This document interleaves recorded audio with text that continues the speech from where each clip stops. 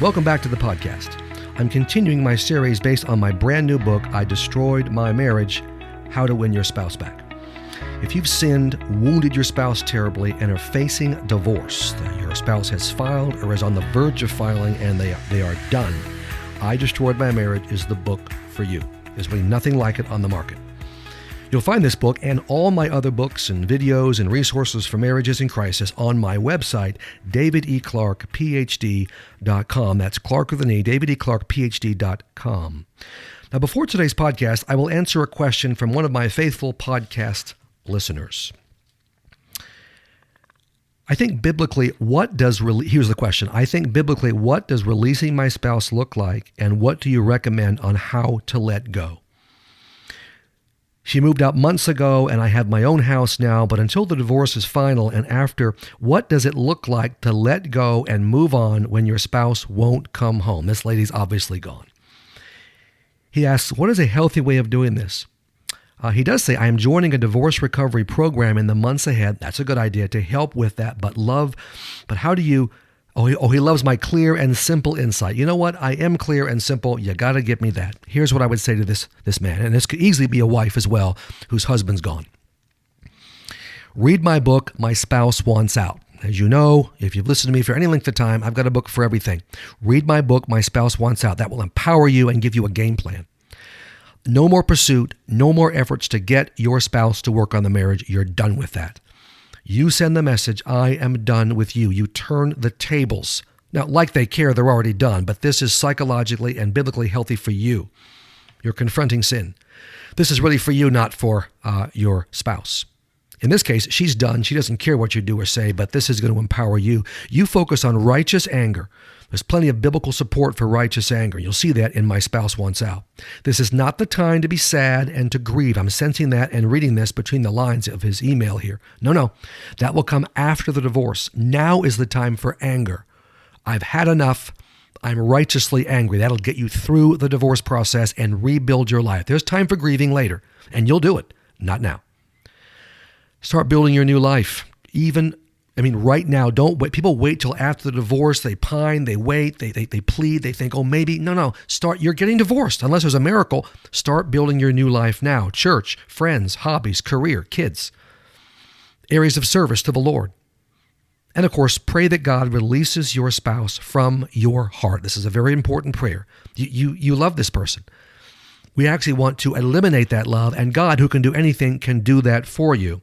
So, that's what I would say in answer to that question. Great question, by the way.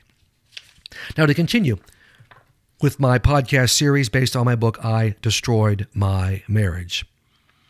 We covered some key don'ts in previous podcasts, and now we're going to focus on what to do when you're in this situation where you've messed up terribly, wounded your spouse. Your spouse has told you she's done and wants out of the marriage. She may already have filed for divorce. If not, she's not far from filing. You have to fight through your feelings of guilt, pain, and desperation and take some immediate actions. You might be among those who would say to me, but Doc, Dave, she told me weeks or months ago that she was done. Is it too late to do these actions? No, it's not too late. If you're not divorced yet, you're still in the ballgame. Start with these steps from where you are now. They can still make all the difference. And action number 1 is write the letter. Now, you'll see much more in detail in the book, but I'm going to cover this. You write the letter. I want you to sit down and write a letter to your spouse. It's best if it's handwritten, but if your handwriting is terrible, like mine, it's okay to type it. Just make sure it is on a piece of paper. This is not something you email or text. Despite our digital world, put this on paper. When you've written it, plan A is to read your letter to your spouse in person and then hand it to her. If she refuses to let you read it to her, which could be the case, just hand it to her. If you are already separated and she refuses to be in your presence, also likely mail it by post office, of course, to her. This letter will clearly communicate the work you've planned to do to change and are going to accomplish over the next 3 months or more. It will state 4 central messages. First, I'm to blame. You own it all. Second, I'm giving you space, which means you're going to leave the home and your church. 3, I'm working on me. This is all about me, not about you. I'm going to get myself into recovery, no matter what you do. And finally, I plan to win you back. Now, this letter is not a long letter. It may be a page. It may be a page and a half. You don't go on and on. People make the mistake all the time. That's why I have them run the letter by me first, whether it's a phone advice session, I'm working with someone in Idaho or California or Illinois, or in person at my office in Tampa, doing an intensive or seeing local clients. They'll write a 20-page letter. No one's going to read that. It'll make the person angrier and angrier. No. Very short and succinct. And again, it's dear whatever your spouse's name is, and when you end it with love your name. But that's the last time you will use the words I love you. You won't write them or say them again for the next at least 3 months. Now, whether you read this letter to her or she reads it privately, expect an extremely negative response. Don't forget, she hates you for good reason. She doesn't believe a word you say, and she's divorcing you. She may ignore the letter and not respond. She may laugh in your face and say, this is far too little, far too late. She may rant and rave about the awful things you've done to her. She may rip the letter to shreds right in front of you.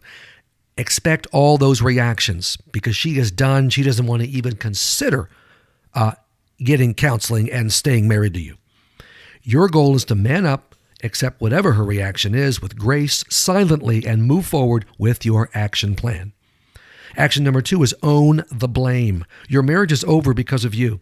You caused all the damage to your spouse. Now, you'll mention that in the letter, but this has to be a solid theme the next 3 or 4 months. You broke her heart and you killed your marriage. Your actions are the reason she's divorcing you. Your actions. Own all these truths and do not waver for a second from them. No excuses, no rationalizations, no justifications. Do not blame anyone but yourself for the destruction of your marriage.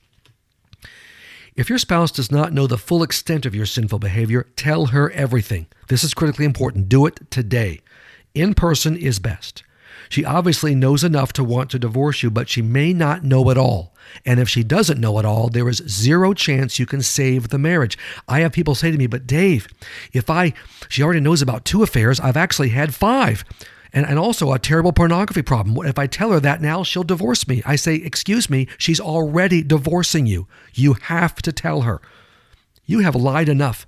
Reveal in detail everything she doesn't know about your behavior. Don't hold back anything, and do this with deep sorrow and regret. Do not do damage control. Don't think, as I just mentioned, but if I tell her everything, she'll divorce me for sure. She's already divorcing you. You literally have nothing to lose. She knows you don't have to tell her the entire truth, so when you do, it may, deep down, mean something to her. Finally, my lying husband is telling me the truth. Now, her initial reaction won't be that. It'll be, oh, this is why I'm divorcing you. There's even more, you liar. But see, the lying is over now. You've told her the whole truth. This full confession is the beginning of your new pattern of always telling the truth about everything, as the Apostle Paul writes in Colossians 3, verses 9 and 10. Plus, she is the one person who has the absolute right to know what you've done to harm her. It will hurt her terribly to hear the truth, but it will also help her in her healing process. Now, when you tell your terrible story to her, let her react any way she wants to react. If she vents and showers you with all her painful, agonized feelings, let her do it. Take it like a man. Be patient, be quiet, be kind. Show beyond any mistake that you are totally, deeply sorry.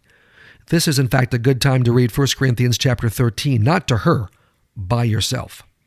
If she wants to ask a million questions about your sinful actions, let her. Answer every question fully and truthfully. If she listens to your confession in silence and has nothing to say, let it go. Don't try to get her to react. Now, this is not the time to heal together from what you've done to her. That will happen, we hope and pray, in phase 4 of my strategy. But it is the time to tell her everything. Action number 3 is give your spouse space. And this is an essential one. Well, they're all essential, but this is particularly essential. Get ready for a very hard truth. You have to leave your home, and you have to leave as soon as possible. I know leaving is the last thing you want to do and may seem to you to be self-defeating, but believe me, it is one of the first things you must do. Legally, you don't have to leave, and no one can make you leave, but morally and spiritually and practically, you have to leave. One of the main mistakes sinning spouses make is not leaving the home. Your spouse is crying out for space, and the only way to give her space is to leave your home. And keep in mind, she's divorcing you. This is not a situation where she wants you to stay, she's willing to go to counseling, she still loves you. We're past that. That's why you have to leave. When a woman hits the wall and wants a divorce, she wants and needs you to go. You have violated her and you have violated her home.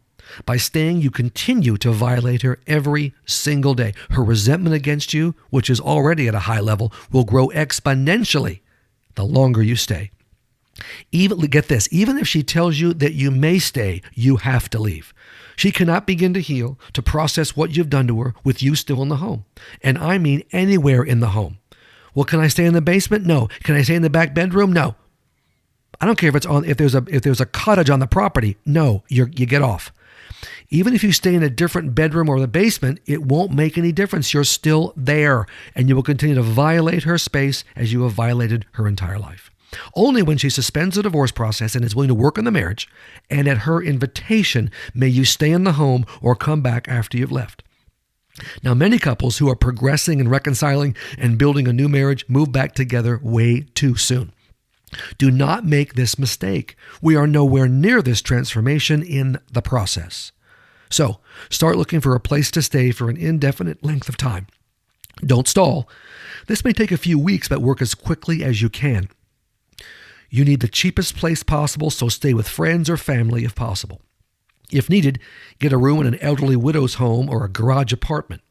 If you can, get a place that rents by the month. I don't want you out of the home for a long time, so get a place you can leave when you need to leave.